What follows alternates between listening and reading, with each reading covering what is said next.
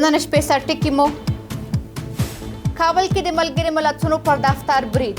په دغه نښتو کې یو تن وژل شوی. یونما له خپلو کارکوونکو غوښتي چې د دوشنبې په ورځ کار ته ورنشي.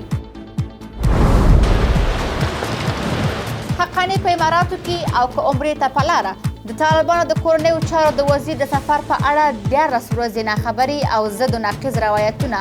آیا حقاني له متحده عربي اماراتو عمرې ته تللی؟ USAID چې د لیونیانو لخوا اداره کیږي او موږ هغوی وباسو. د امریکا پراختیایي اداره د ټرمپ تر تیغ لاندې. ټرمپ د USAID د واک اخیستل غواړي. آیا دا اداره به نور خپلواکه نه وي؟ چی مریضی داره؟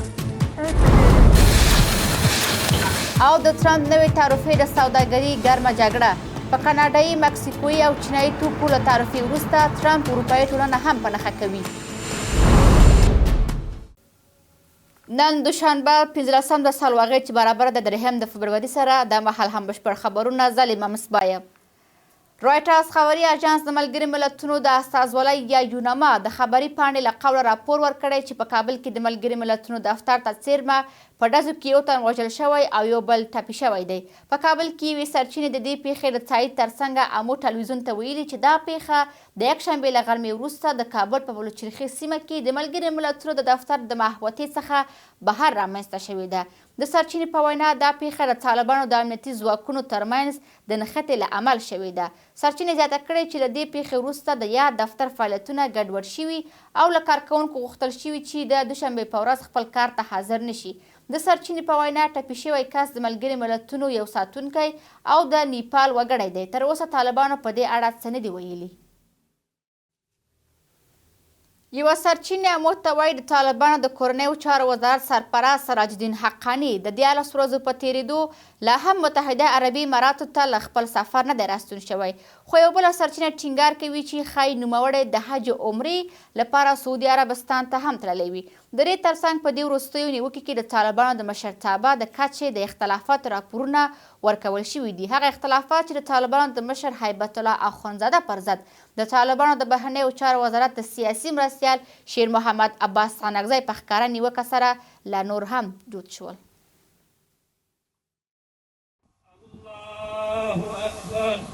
طالبان د خپلمنځي اختلافاتو او نړیوالو فشارونو په جال کې. ظاهراً دا ورځې د طالبانو لپاره په برخلیک ټاکونکو ورځو بدلې شوې دي. دا په روان کال کې متحده عربي اماراتو ته د سراج الدین حقاني د دویم سفر لومړی او وروستی انځور دی چې د سلواغه په دویمه د طالبانو د بیان لخوا خپور شوی.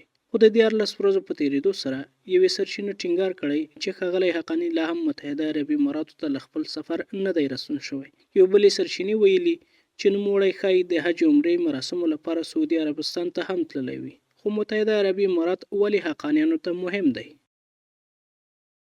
زه فکر کوم دا سفر د افغانستان او د اماراتو د اړیکو باندې د بحث لپاره نه بلکې د افغانستان او د امریکا او د هغه نه زیات مهم په خپله د حقاني ډلې او د امریکا د اړیکو په اړه بحث لپاره وي.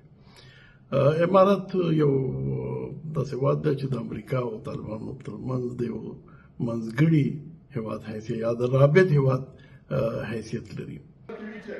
په کابل کې هم ظاهراً طالبان له اختلافاتو ډکې اونۍ تېروي. چاته اجازه دې نه ورکړي چې خپل نظریات ووایي. دا د دې ملک سره د دې خلکو سره لویه ستره جفا.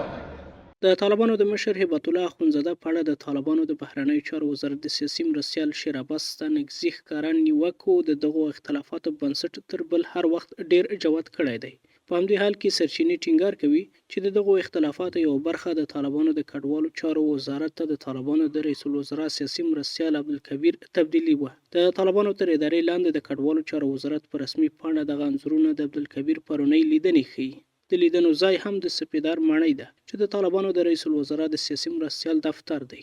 عبدالکبیر د روان کال د مرغومې په شلمه یعنی 25 ورځې وړاندې د طالبانو د مشر لخوا د کډوالو چارو وزارت د سرپرست په توګه وټاکل شو. خو تر اوسه په کډوالو وزارت کې د نوموړي د شتون کوم منظور نه دی خپور شوی. یعنی له سپیدار ماڼۍ د کډوالو وزارت لپاره کار کوي. به خاطر اختلافات درونی فوق العاده به اوج رسیده و در پالیازو اکثر افراد خود اینا ممنوع خروج میکنه به خاطر از اینکه افراد و اشخاص اکثرش موقتا پی برده که دیگر طالب عمر نداره در بین مردم و آهسته آهسته اینا خود از کشور بیرون میکنن و در پالیازو فوق العاده اینا پول به دست آوردن، جایدادها را در بین از کشور خریداری کردن.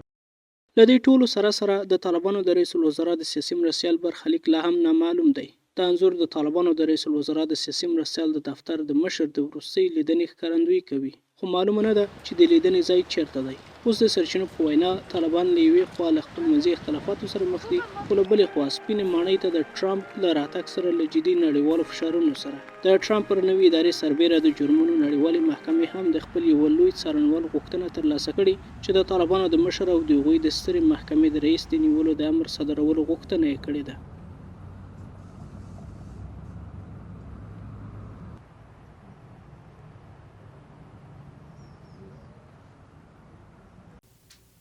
د ټرمپ اداره په دې لټه کې ده چې د USAID خپلواکي لغوه کړي او اداره یې په غاړه واخلي. رایټرز پر دې مسله په ټینګار سره لیکلي چې د امریکا ولسمشر ویلي چې لومړی به د دې ادارې چلونکي له دنده ګوښه کړي او بیا به په د فعالیتونو په اړه پریکړې وکړي. په تیرو 24 کلونو کې USAID له افغانستان سره $1.9 میلیارډ څخه زیاته مرسته کړې ده. د امریکا د متحده ایالاتو د بهرنیو چارو وزارت USAID د معلوماتو پر بنسټ له دغو مرستو څخه له 3 میلیارډو څخه زیاتې د طالبانو د واکمنۍ په موده کې له افغانستان سره شوي دي. په ځانګړې توګه د ملګري ملتونو د ادارو له لارې د امریکا د بهرنیو مرستو له ځنډېدو وروسته د دغه ادارې له خوا ځینې تمویل شوي ادارې هم وتړل شوې.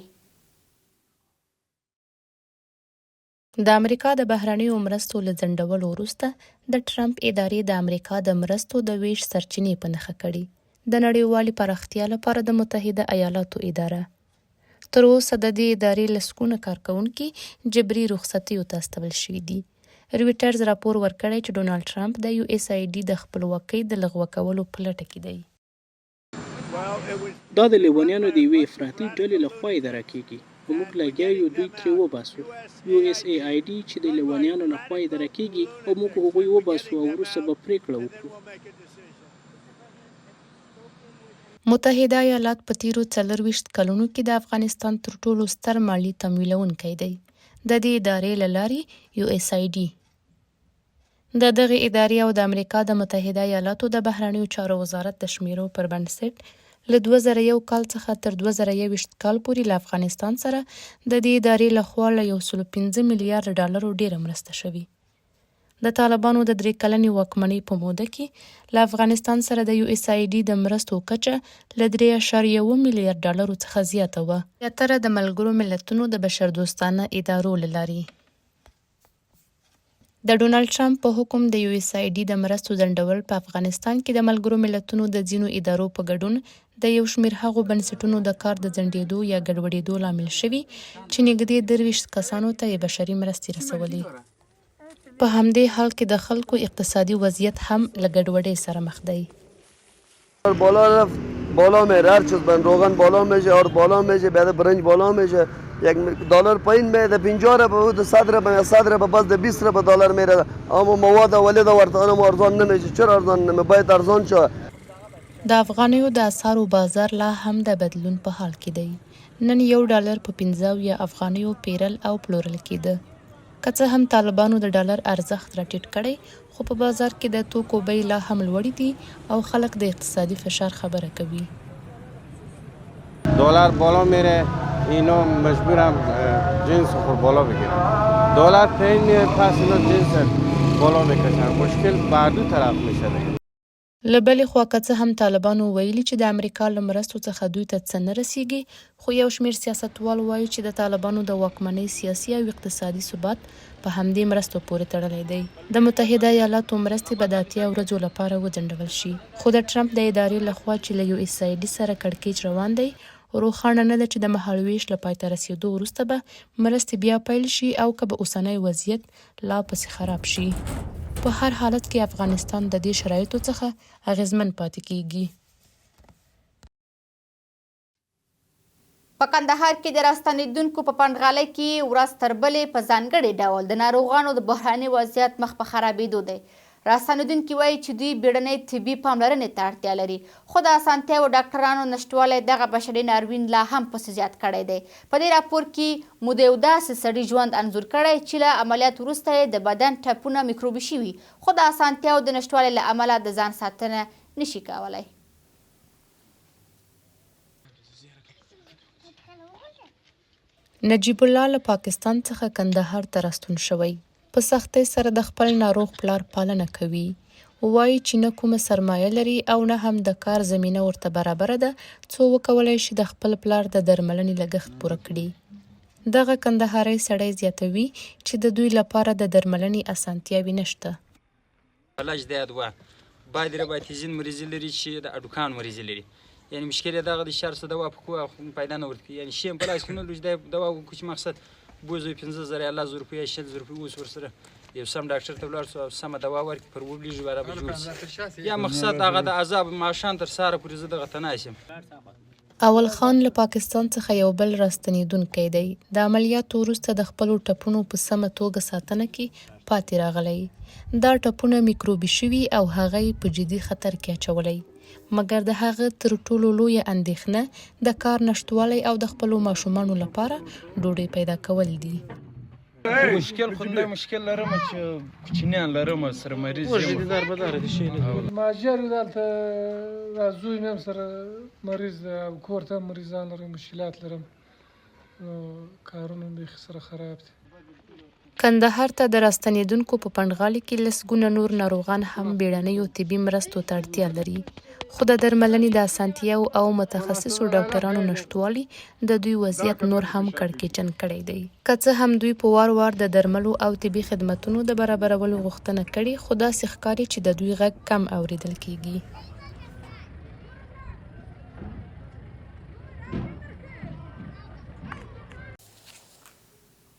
د ملګري ملتونو د بشر دوستانه چارو اداره له شپږم ټولګي پورته د نجونو پر زده کړو د بندیز په اړه د اندېښنې په څرګندولو سره وایي د حقونو د ښکاره سرغړونې باید پای ته ورسیږي. د دې اداره په ایکس کې لیکلي چې د نجونو پر منځنیو زده کړو بندیز اوس درېیم کال ته ننوت. د ملګري ملتونو په وینا په افغانستان کې شاوخوا 1.5 میلیونه پیغلې نجونې د زده کړو له حقه بې برخې دي. په تېرو 3 کلونو کې طالبانو د سختو محدودیتونو په لګولو سره ښځې او نجونو د زده کړو کار او د تګ راتګ ازادۍ په ګډون له بنسټیزو حقونو بې برخه کړي دي. که څه هم دغه بندیزونه د اسلامي هیوادونو په ګډون له سختو نړیوالو غبرګونونو سره مخ شوي خو طالبان دغه بندیزونه پراخولو ته دوام ورکړی دی.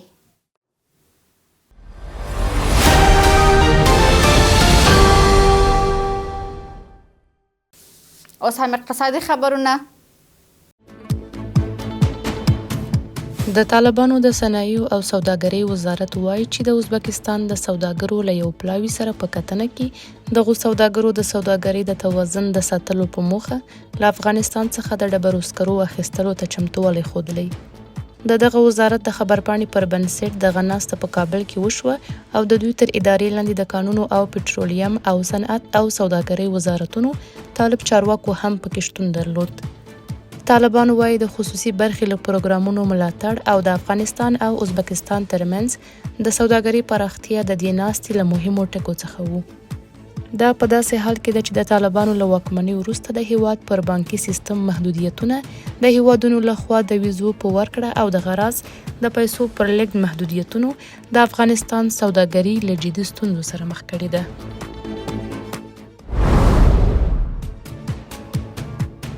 واشنگټن پوسټ راپور ورکړی چې د سپوږمکۍ انځورونه ښیي چې د تیر کال له اګست راهیسې د واخان سړک چې د واخان سوداګریز دهلیز په نوم پیژندل کیږي کوم ساختماني کار نه دی ترسره شوی. دغه ورځپاڼه وایي چې دغه د سپوږمکۍ انځورونه د مکسار په نوم د یو سوداګریز انځوریز شرکت لخوا اخیستل شوي دي. په دې راپور کې ویل شوي چې که څه هم چینایي شرکتونو د طالبانو له واکمنۍ وروسته په افغانستان کې د نادرو کانونو د کیندنې تړونونه ترسره کړي خو د طالبانو د دې ادعا سربیره چې دغه شرکتونه د واخان دهلیز له لارې د سوداګرۍ اسانتیا ته لیواله دي بیجینګ تر اوسه په افغانستان کې د سترو بنسټیزو پروژو له جوړولو ډډه کړې ده.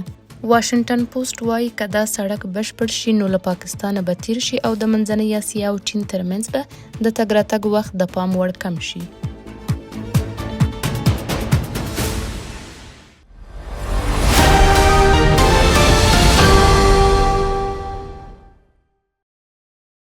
نن هم د افغانۍ پر وړاندې د بهرنیو اسعارو بیه یو امریکایي ډالر 4.9 افغانۍ، یو یورو 15.18 افغانۍ، زر نیلر 1.8 افغانۍ، زر هندي روپۍ 800 افغانۍ، یو د مصر درهم 0.3 افغانۍ او زر پاکستاني روپۍ 255 افغانۍ.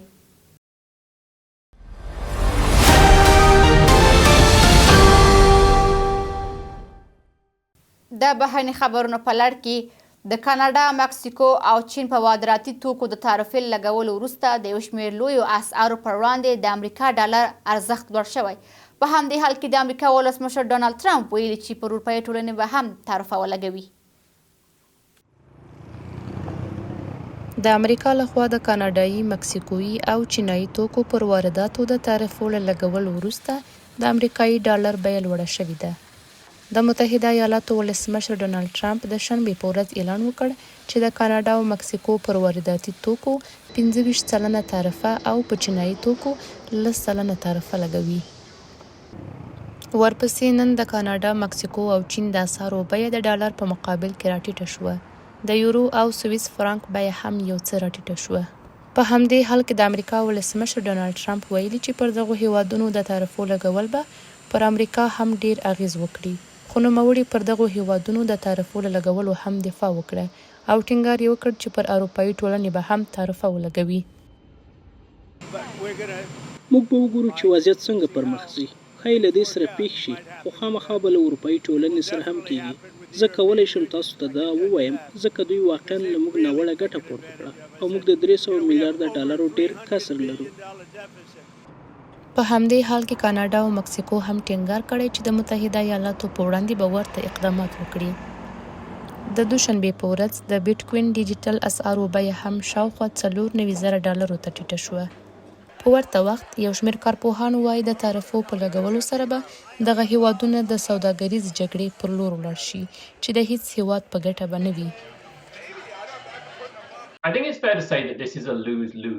زه فکر کوم دا عادلانه ده چې ووایي دا یوه بایلونکې سوداګریزه جګړه ده. هم به امریکایي مصرف کوونکي او هم کاناډایي او مکسیکويي کورنۍ زیانمنې شي. په مالیاتي پالیسۍ مرکز تازه یوه شننه خپره کړې چې ښیي له مالیاتي کسر وروسته د متحده ایالاتو د کورنیو عایدات به د تعرفو په پایله کې 1% راټیټ شي. له بلې خوا د سویلي افریقا، اسهامو او اوراقل دولتي قرضونه هم د دوشنبې په ورځ راټیټ شول. دا په داسې حال کې ده چې تېره ورځ ټرمپ وویل له دغه هیواد سره به مالي مرستې وځنډوي. د اسرائیل لومړی وزیر بنیامین نتنیاهو امریکا ته تللی او ټاکل شوی چې د سه شنبې په ورځ د امریکا له ولسمشر ډونالډ ټرمپ سره وګوري. دا په داسې حال کې ده چې د جرمونو نړیوالې محکمې د نتنیاهو د نیولو امر صادر کړی دی. د اسرائیل لومړی وزیر بنیامین نتنیاهو د نیول کېدو له حکم سره امریکا ته تللی دی او ټاکل شوی چې د سه شنبې په ورځ د امریکا له ولسمشر ډونالډ ټرمپ سره وګوري. دا لیدنه په داسې حال کې کیږي چې د غزې په تړانګه کې له 15 میاشتنۍ خونړۍ جګړې وروسته یو اړخیز اوربند لنډمهال ارامښت رامنځته کړی دی. د تیر کال د نومبر په 21مه د جرمونو نړیوالې محکمې په غزه کې د جنگي جنایتونو او د بشریت ضد جرمونو په تور د نتنیاهو او د اسرائیلو د پخواني دفاع وزیر او همدارنګه د حماس د مشر ابراهیم مصری د نیولو امر صادر کړ. خو د امریکا متحده ایالات چې د اسرائیلو اصلي ملاتړی دی د جرمونو د نړیوالې محکمې غړیتوب نه لري او ویلي دي چې د نتنیاهو د نیولو اقدام په اساسي توګه ردوي. د اسرائیلو لومړي وزیر هم پر ځان لګېدلي ټول تورونه رد کړي دي. زما یعنی د اسرائیلو د دیموکراتیک حکومت د منتخب لومړي وزیر او زموږ د پخواني دفاع وزیر د نیولو د حکم پرېکړه د یو سرکش څارنوال لخوا شوې چې هڅه کوي خپل ځان د جنسي ځورونې له تورونو خلاص کړي او د مغرضو قاضیانو لخوا شوې چې د دې یوازیني یهود دولت په وړاندې انګېزه یهود ضد احساسات دي. دا محکمه په 2002 کال کې د جنگي جرمونو د بشریت ضد جرمونو، نسل وژنې او د تیري جرمونو محاکمه کولو لپاره رامنځته شوه. کله چې غړي هیوادونه دې کار کولو ته لیوالتیا نه لري او یا یې نشي کولی. دغه محکمه د خپلو حکمونو د پلي کولو لپاره خپلواک ځواک نه لري، خو غړي هیوادونه کولی شي په خپله خاوره کې له ځواکونو څخه کار واخلي. یا د محکمه د اروپایي ټولنې، بریتانیا، استرالیا، برازیل، جاپان او لسګونه افریقایي او د لاتینې امریکا هیوادونو په ګډون 140 غړي لري او په 2024 کال کې یې بودیجه 108 میلیونه یورو وه. د روسیې، چین او هند په ګډون یو شمېر هیوادونه د دغې محکمې غړي نه دي.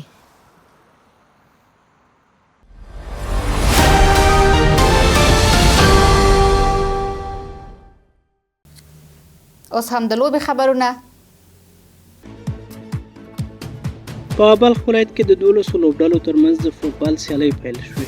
دغه لوبډلې به د شپږو اونیو لپاره په چمتال ولسوالۍ کې له یو بل سره سیالي وکړي. په لومړۍ لوبه کې د یاران او حاجي محمد لوبډلې له یو بل سره سیالي وکړه او په پای کې د یاران لوبډلې خپل سیال ته د 15-14 په توپیر ماتې ورکړه.